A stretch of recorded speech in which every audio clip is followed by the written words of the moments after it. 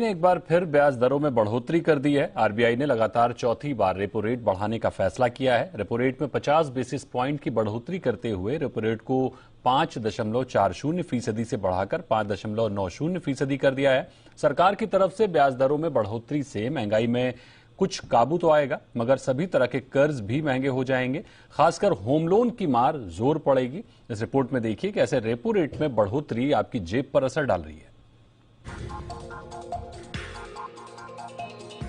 बढ़ती महंगाई से न केवल आम जनता परेशान है, बल्कि सरकार और आरबीआई भी हैरान परेशान है। इसे थामने के सारे उपाय बेअसर साबित हो रहे हैं। त्योहारी सीजन सिर पर है, रोजमर्रा की चीजों के दाम आसमान छू रहे हैं। ऐसे में आरबीआई ने मॉनेटरी पॉलिसी में एक बार फिर से रेपो रेट को 0.5% बढ़ाकर 5.9 कर दिया है।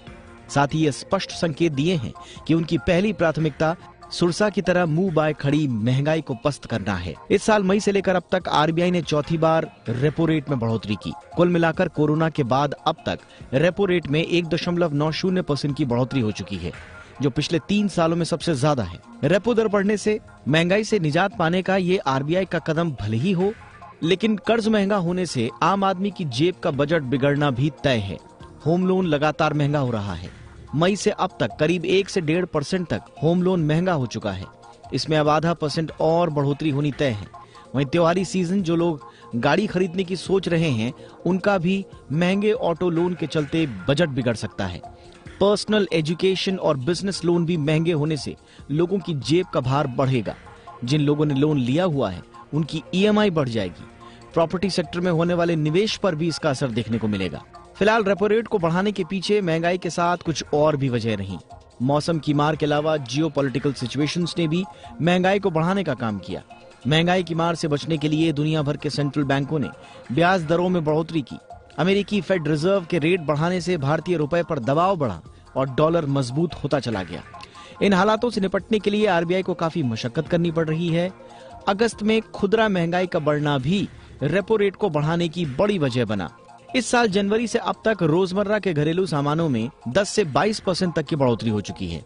खाने के तेल की कीमतों में 35% की बढ़ोतरी के बाद इसकी कीमतें हाल ही के दिनों में भले ही कुछ कम हुई, लेकिन पिछले साल के मुकाबले इसमें 5 से 22% की तेजी बनी हुई है।